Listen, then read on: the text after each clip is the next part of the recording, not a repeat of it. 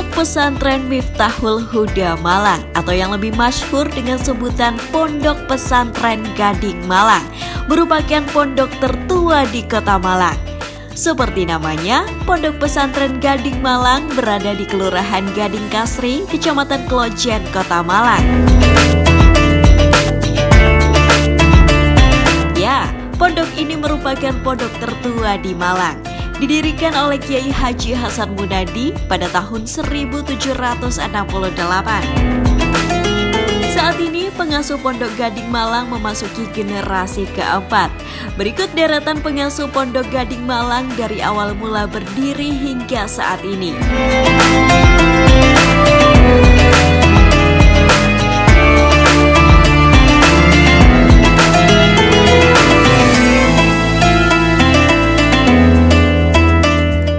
Pesantren Gading Malang masyhur dengan ilmu hisabnya. Hasil hisab dari Pondok Gading dijadikan rujukan untuk menentukan hari raya Idul Fitri dan Idul Adha oleh masyarakat. Selain itu, Pondok Gading juga terkenal sebagai pondok tasawuf. Hal ini terjadi sebab Pondok Gading adalah pondok thariqah, yakni Thariqah Qadiriyah dan Naqsabandiyah. Kitab-kitab yang dibacakan oleh para masyayikh pun tak jauh dari nuansa tasawuf.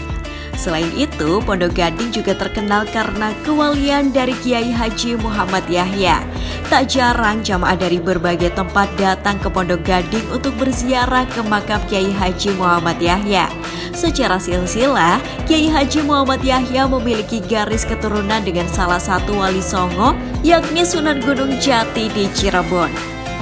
Sebagai pengasuh generasi ketiga, Kiai Haji Muhammad Yahya mengizinkan para santrinya untuk menuntut ilmu di lembaga formal di luar pesantren atau berkuliah. Sebuah kebijakan yang cukup berani dan tergolong langka pada saat itu. Namun, ternyata dengan kebijakan ini, Pondok Gading berkembang semakin pesat. Selama mengasuh Pondok Gading ini, beliau selalu mewanti-wanti para santrinya agar tidak keliru dalam niatnya. Pesan yang sampai kini diteruskan oleh putra-putra beliau dalam membina para santri adalah niatmu ojo keliru, nomor 1 niat ngaji, nomor 2 niat sekolah, insya Allah bakal hasil karu-karuni. Atau niatmu jangan sampai keliru, yang pertama adalah niat mengaji dan niat yang kedua adalah niat sekolah atau kuliah. Insya Allah akan berhasil kedua-duanya. Siapa sangka Kiai Haji Muhammad Yahya selain merupakan sosok kiai yang dihormati, juga merupakan pejuang yang piawai. Beliau memanggul senjata dan mengatur taktik strategi perang melawan Belanda guna membebaskan Kota Malang tahun 1945 sampai 1949. Sebagai putra bangsa yang hidup di kala Nusantara sedang menghadapi rekolonialisasi atau penjajahan kembali, Kiai Haji Muhammad Yahya turut aktif membela persada melawan Belanda. Beliau memerankan diri secara multidimensional, sebab selain harus terjun di sela-sela gelegar meriam dan letusan senapan, beliau masih tetap aktif mengajar di pesantren Gading. Saat Hadratus Syekh Kiai Haji Hashim Asy'ari Rais Akbar Nahdlatul Ulama menyerukan revolusi jihad menyusul pertempuran heroik di Surabaya 10 November 1945, Kiai Yahya termasuk salah satu dari ratusan ribu pejuang yang berangkat berjuang dan bertempur di garis depan. Saat itu beliau masuk dalam barisan kiai bersama puluhan kiai lainnya dari berbagai daerah di Jawa Timur. Keikutsertaan beliau ke pertempuran Surabaya itu atas permintaan khusus dari Panglima BKR Divisi Untung Suropati, Mayor Jenderal Imam Sojai, agar Kiai Yahya ikut memberikan motivasi jihad fisabilillah kepada para prajurit, baik prajurit Tentara Keamanan Rakyat maupun Tentara Hizbullah, tentara yang dibentuk oleh organisasi Islam termasuk NU yang terdiri dari santri dan masyarakat. Tatkala agresi militer Belanda pecah di Kota Malang, Kiai Yahya pun menjalankan perannya dengan lihai dan cerdas. Terdapat 4 tugas yang dibebankan kepada Kiai Yahya dari Mayor Sulam pada saat itu, mulai dari tugas motivator, tugas intelijen dan pegabaran, tugas logistik dan amunisi, hingga tugas teritorial. Keempat tugas berat itu dilaksanakan Kyai Yahya melibatkan para santri serta warga sekitar pesantren Gading dengan lihai, istiqomah, berani, tegas, dan cerdas. Hingga Kota Malang akhirnya bisa direbut kembali. Satu hal yang patut diketahui bangsa Indonesia, terutama warga Kota Malang, bahwa operasi perebutan kembali Kota Dingin ini dilancarkan dari sebuah pesantren, yakni Pondok Pesantren Gading Malang. Digunakannya Pondok Gading sebagai markas atau pos penyerangan, mengingat posisinya yang strategis dan dukungan dari pengasuh dan masyarakat sekitarnya. 4 tahun lamanya, tugas militer dipikul oleh Kiai Haji Muhammad Yahya. Mayor Sulam memberikan penghargaan militer Garuda Merah atas jasa-jasanya. Namun, tampaknya penghargaan itu disimpan rapi dan hanya sedikit orang mengetahuinya. Sebab memang bukan itu yang dicari oleh sang kiai. Kita Pondok Gading ini sudah berdiri kurang lebih tahun 1700-an.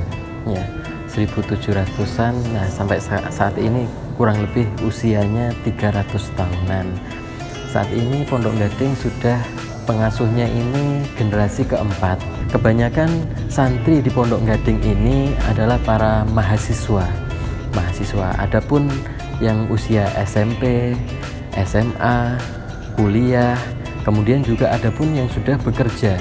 Para santri setidaknya mengamalkan khairun nas anfa'uhum linnas. Sebaik-baik manusia itu adalah mereka yang bermanfaat bagi sesamanya, bagi semuanya. Jadi semua santri harus bisa mengamalkan amal-amalan atau ilmu yang sudah dia dapatkan di pondoknya masing-masing. Tidak hanya anak yang pernah nyantri saja, tapi semua orang harus bisa menjadi sosok sebagai santri, baik itu yang pernah mondok ataupun yang tidak pernah mondok. Semua bisa dinamakan santri.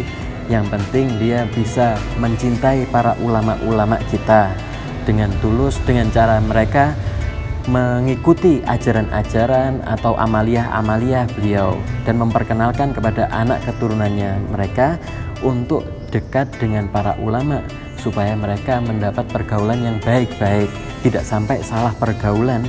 Itu yang diharapkan para masyayikh, para ulama, karena para santri adalah penerus perjuangan para ulama.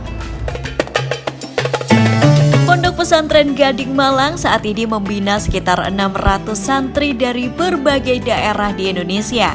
Tidak hanya Malang, melainkan juga Kediri, Pasuruan, bahkan luar pulau seperti Sumatera, Sulawesi, hingga Kalimantan. Wali Kota Malang Setiaji adalah salah satu yang pernah mendapatkan ilmu di Pondok Pesantren Gading Malang. Pondok Gading telah banyak memberikan ilmu, bekal sebagai pegangan dirinya dalam memimpin Kota Malang. Pesantren Gading yang luar biasa, memberikan banyak manfaat dan hikmah. Jadi kalau bicara pesantren, kuncinya sebenarnya hanya satu, bagaimana kita bisa menghormati dan junjung tinggi apa yang didhawuhkan para kiai. Karena ada satu peristiwa yang sangat-sangat luar biasa cambuk bagi saya. Jadi tahun 99 pada waktu PKB didirikan, ya, saya waktu itu ikut di partai. Ternyata padahal saya rutin di sebuah masjid di kampung itu, setiap ada kegiatan apapun saya diminta oleh masyarakat sana untuk ya mengisi pengajian, nyuwuk orang sakit, ya semuanya. Tapi ketika saya mengajak ke partai, orang-orang itu tidak ada yang dukung. Jadi partai waktu itu di lokasi saya kalah. Akhirnya saya purek tidak ngaji, tidak ngimami di masjid itu. Suatu saat saya dipanggil oleh kiai saya, termasuk diantaranya Gading. Gimana ngajinya? Ngapunten yai, kula pun seminggu niki leren ngimami. Loh kenapa? Karena ternyata orang-orang tidak nurut saya. Saya disuruh istighfar dan syahadat. Berarti selama ini kamu mendewakan diri kamu. Orang ikut kamu itu bukan karena kehebatan kamu. Orang nurut kamu itu adalah karena Allah yang menggerakkan hati orang-orang itu adalah karena Allah. Jangan dikira kamu hebat sehingga orang itu nurut kamu. Ini yang saya pegang benar, termasuk ngelola pemerintahan dan seterusnya. Sehingga saya tidak mempunyai rasa ketika dihujat, saya tidak pernah marah ketika disanjung, saya tidak membesarkan saya menjadi sombong, karena tujuan saya bukan karena manusia, tapi adalah karena Allah Subhanahu wa Ta'ala. Sehingga tidak alergi kritik, tidak alergi hujatan, dan tidak membawa lupa diri ketika dipuji, karena tujuan kita hanya karena Allah Subhanahu wa Ta'ala. Ketua dari para masyayikh Gading juga demikian, dan mudah-mudahan ini akan menjadi kekuatan kita semua untuk ibadah kepada Allah, ya, bahwa kita diciptakan oleh Allah Subhanahu wa Ta'ala itu hanya untuk ibadah kepada Allah. Wa ma khalaqtul jinna wal insa illa liya'budun.